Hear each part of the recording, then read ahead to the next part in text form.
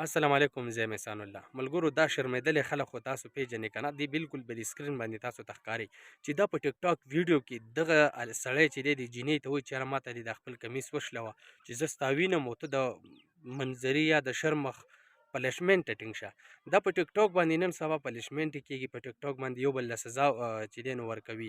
بیا دوی د کنځلې مختلف چې څه کنځل ویني یو بل له کوي او مختلف د خپل مور خور یو بل یادوي. بیا دغه چې د یو بل له کومې کنځل کوي نو دا د نه کتو دي.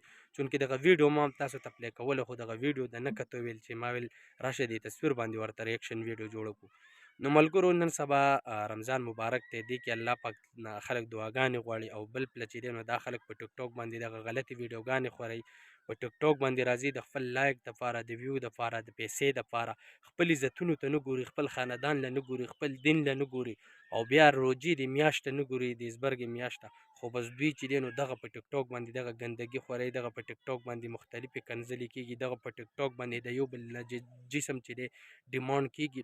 نو زه تاسو ټولو پښتنو ته وایم چې یاره دغه شانتې په ټیک ټاک باندې دا غلط خلک چې دی دا مه سپورټ کوئ، داسې خلکو نه چې دی کرکه کوئ، داسې خلکو نه لایک فالو مور کوئ. په ټیک ټاک باندې یو اوریجنل کانټینټ سټارټ کړئ، په ټیک ټاک باندې یو دیني اسلامیک ویډیو سټارټ کړئ، تاسو ته به پیدا وي. چونکې دې نه څه پیدا مړه، تاسو خپله دې ته وګورئ. که ملګرو زما ویډیو مو خوښ شي خپلو ملګرو سره لازم شیر کړئ، له ما یوټیوب چینل سبسکرایب کړئ. الله پامان.